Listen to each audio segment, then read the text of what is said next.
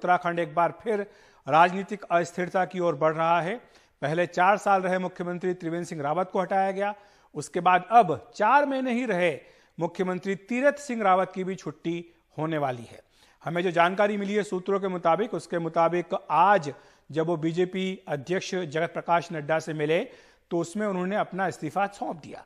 Party अध्यक्ष से कहा कि चूंकि संविधान की धारा और आरपीए एक्ट की धारा दोनों में टकराव हो रहा है, इसलिए वो अपने पद पर नहीं बने रहना चाहते हैं।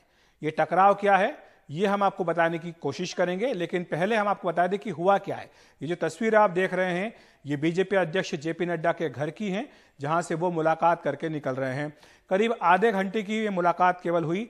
3 दिनों तक दिल्ली में तीरथ सिंह रावत डेरा डाल करके बैठे रहे। परसों रात को उन्होंने गृह मंत्री अमित शाह और पार्टी अध्यक्ष जेपी नड्डा से मुलाकात की थी।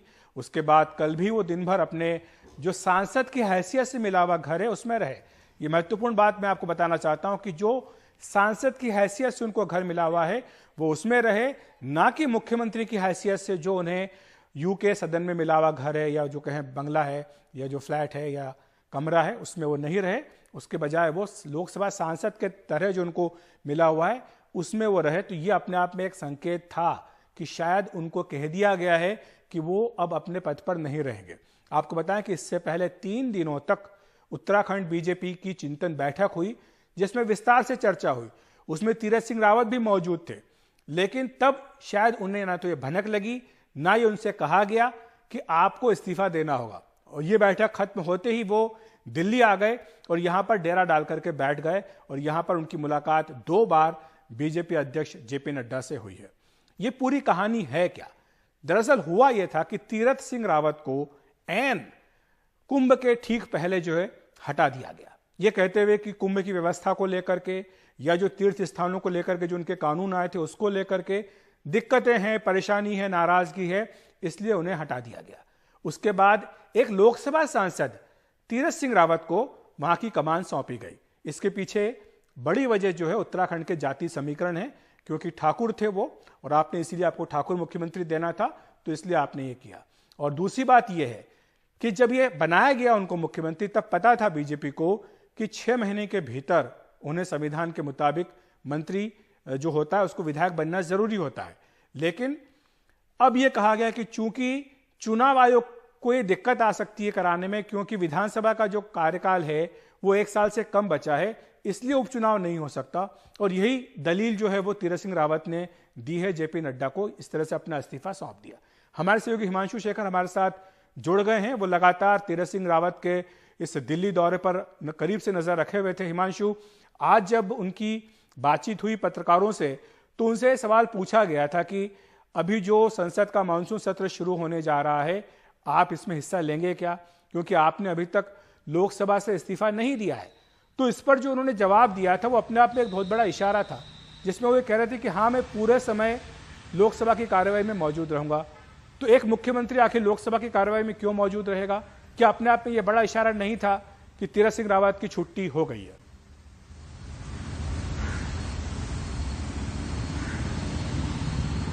जी देखिए, इस इंटरेक्शन में जो तीरथ सिंह रावत ने पत्रकारों से जो बात की थी उसमें उन्होंने ये भी कहा था कि जब मैं वापस देहरादून जाऊंगा तो सीधे अपने सेक्रेटेरिएट जाऊंगा और अपना काम करूंगा, क्योंकि उस मुलाकात के दौरान सबसे ज्यादा सवाल उनसे यही पूछा जा रहा था कि आप क्या गवर्नर से मिलने वाले हैं, क्या आप इस्तीफा देने वाले हैं, आपके भविष्य को लेकर बहुत असमंजस की स्थिति है, उपचुनाव कराने के लिए चुनाव आयोग तैयार नहीं है, ऐसे में आपके पास अब क्या विकल्प बनता है, क्या आपको कोई कमिटमेंट मिला है सेंट्रल लीडरशिप से, बहुत सारे सवाल पूछे गए थे। और उस दौरान वो बार बार जो मुख्य सवाल था उसको वो टालते रहे। ये जरूर कहा था उन्होंने कि मैं अभी भी एक सांसद हूं और जब तक मैं सांसद के पद पर रहूंगा तो उसकी अपनी एक औपचारिकताएं होती हैं, उन औपचारिकताओं को मुझे पूरा करना होगा और इसलिए पार्लियामेंट सेशन में जब जरूरत होगी तो मैं सेशन में भी भाग लूंगा। लेकिन उसी मुलाकात के दौरान उन्होंने आखिरी समय तक वो ये कहते रहे कि मैं देहरादून में जाऊंगा और अपना कामकाज फिर से संभालूंगा, सेक्रेटेरिएट जाऊंगा, एयरपोर्ट से सीधे मैं गवर्नर से मिलने नहीं जाऊंगा। ये बात करीब 2 घंटे पहले उन्होंने कही थी। लेकिन ये भी महत्वपूर्ण है कि पिछले 3 दिन में जो वो उनकी मुलाकात हुई है, उनके करीबी सूत्रों ने बताया है कि इस दौरान कोई भी कमिटमेंट उनको सेंट्रल लीडरशिप की तरफ से नहीं मिला कि वो अपने पद पर बने रहेंगे। यहां तक एक सूत्र ने मुझे बताया है कि एक केंद्रीय लीडर ने बीजेपी के, उनसे यहां तक कहा कि आपके साथ अन्याय हुआ है इस मामले में। और इसका इशारा उस ओर था कि 4 महीने करीब बीत चुके हैं। मार्च में उन्हें मुख्यमंत्री बनाया गया था, सितंबर 10 तक का वक्त ये बहुत महत्वपूर्ण है, क्योंकि जब मुख्यमंत्री बनाया गया था तब सब जानते थे कि ये सांसद हैं, इनको विधायक बनना जरूरी है, 6 महीने के भीतर विधायक बनना जरूरी है। तो ये जानते हुए भी कि इनको 6 महीने के भीतर चुने जाना जरूरी है, तो आखिर इनको मुख्यमंत्री क्यों बनाया? पहला सवाल तो ये बीजेपी से पूछा जाएगा।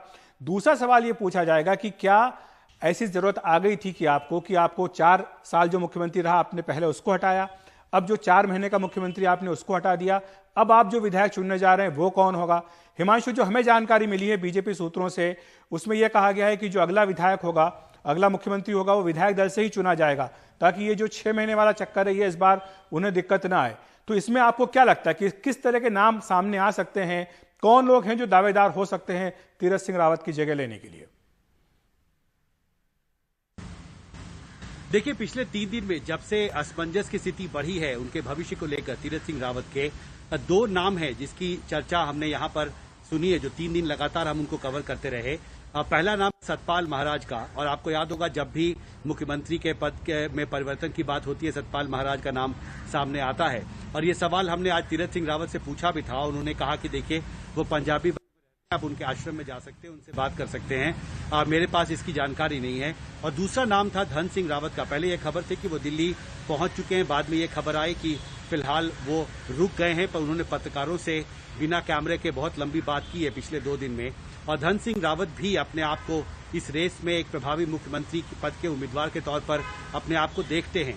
लेकिन मुश्किल ये है कि बीजेपी सेंट्रल लीडरशिप ने अपने स्तर पर अभी जो उत्तराखंड भाजपा के जो बड़े नेता हैं उनके साथ बातचीत की प्रक्रिया शुरू नहीं की है। तीरथ सिंह रावत को जरूर इस्तीफा देने को कहा गया है, लेकिन उनकी जगह पे नया विकल्प कौन होगा, इस पर जिस तरह की एक परंपरा है बीजेपी में एक नए मुख्यमंत्री को चुनने की, जो एक प्रक्रिया है, एक लंबी प्रक्रिया है, वो प्रक्रिया अभी शुरू नहीं हुई। मुझे लगता है कि अभी सलाह मशवरा का दौर चल रहा है और बहुत जल्दी वो तस्वीर सामने आएगी कि जो यहाँ से केंद्रीय पर्यवेक्षकों को वहां पर भेजा जाएगा और फिर जो विधायक दल की बैठक होगी उसमें कौन कौन से लीडर हैं जिनके नाम पर चर्चा होगी।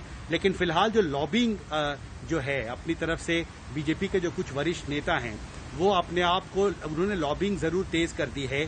अपने आप को तीरथ सिंह रावत के बाद नए मुख्यमंत्री पद की जो दौड़ चल रही है उसमें वो अपने नाम को उन्होंने शामिल जरूर कर लिया, लेकिन सेंट्रल लीडरशिप ने अपनी तरफ से भाजपा के जो उत्तराखंड इकाई है उसके बड़े नेताओं के साथ अभी सलाह मशवरा शुरू नहीं किया। जी बिल्कुल हिमांशु, और उत्तराखंड का एक तरह से कहे कि ये दुर्भाग्य रहा है। जब नया राज्य बनाया गया था तो इस उम्मीद के साथ बनाया गया था कि यहाँ पर जो आकांक्षाएं हैं, जन आकांक्षाएं वो पूरी होंगी, साथ ही राजनीतिक स्थिरता रहेगी। लेकिन सिर्फ एक मुख्यमंत्री हैं जिन्होंने अपना कार्यकाल पूरा किया है। इसके अलावा चाहे कांग्रेस के हों चाहे बीजेपी के हों, कोई भी मुख्यमंत्री अपना कार्यकाल उत्तराखंड में पूरा नहीं कर पाया है। तीरथ सिंह रावत भी कह सकते हैं कि उसी कड़ी का एक हिस्सा है।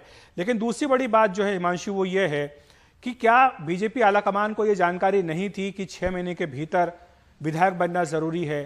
क्या वो ये नहीं जानते थे कि जो कोरोना के हालात हैं उसके चलते चुनाव आयोग को दिक्कतें आ सकती है उपचुनाव कराने में? हालांकि जानकार ये कहते हैं कि चुनाव आयोग के सामने इस तरह की कोई पाबंदी नहीं है। अगर आयोग चाहे कि उसको लगता है कि कोई संवैधानिक संकट खड़ा हो सकता है तो ऐसे में वो उपचुनाव भी करा सकते हैं। गिरधर गमांग का उदाहरण सामने है। जब उड़ीसा के मुख्यमंत्री थे वो लोकसभा के सांसद भी थे। हम सब जानते हैं हिमांशु कि उनके एक वोट के कारण अटल जी की सरकार गिरी थी। उसके बाद उड़ीसा विधानसभा का कार्यकाल 1 साल से कम था, फिर भी गिरधर गमांग के लिए उपचुनाव हुआ, उसमें वो जीत करके मुख्यमंत्री बने। उसके बाद हाल ही में कुछ महीने पहले ही महाराष्ट्र के मुख्यमंत्री उद्धव ठाकरे, उनके साथ भी यही समस्या आई कि वो विधायक नहीं थे, ना एमएलसी थे। तो वहां पर एमएलसी के जो चुनाव थे वो चुनाव आयोग ने कोरोना के चलते टाल दिए थे। लेकिन तब उद्धव ठाकरे ने पहले तो मनोनयन की बात की कैबिनेट ने कि उनको मनोनीत कर दिया जाए, तो राज्यपाल ने वो फाइल रोक ली थी। उसके बाद उद्धव ठाकरे ने पीएम नरेंद्र मोदी से यहां बात की। उसके तुरंत बाद चुनाव आयोग को राज्यपाल ने पत्र लिखा और चुनाव आयोग ने एमएलसी के जो इलेक्शन थे जो टाल दिए गए थे उनको करा लिया और इस तरह से उद्धव ठाकरे का एमएलसी बनकर के मुख्यमंत्री बने रहने का रास्ता साफ हो गया। तो क्या यहां पर तीरथ सिंह रावत के साथ भी वही नहीं हो सकता था?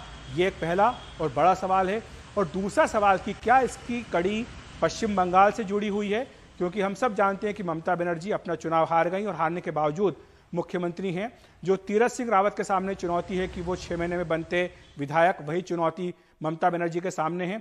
ममता बनर्जी प्रेस कॉन्फ्रेंस में कह चुकी हैं कि चुनाव आयोग को यहां पर उपचुनाव कराने चाहिए। जिस सीट पर वो भवानीपुरा से जीतती आई थी, वहां के विधायक उनके लिए इस्तीफा भी दे चुके हैं। तो ऐसे में वहां पर अगर चुनाव आयोग चाहे तो उपचुनाव करा सकता है। लेकिन क्या तीरथ सिंह रावत का इस्तीफा इसलिए लिया गया है ताकि ममता बनर्जी का चुनाव वहां पर ना हो? हालांकि यह भी एक बड़ा प्रश्न रहेगा कि आने वाले दिनों में इस पर क्या चुनाव आयोग फैसला करेगा। लेकिन उत्तराखंड के मामले में चुनाव आयोग के फैसला करने से पहले ही जिस तरह से तीरथ सिंह रावत ने इस्तीफा दे दिया है, इसको लेकर के निश्चित तौर पर बीजेपी आलाकमान के ऊपर और बीजेपी के निर्णय करने की क्षमता पर और तरीके पर जरूर सवाल उठेंगे।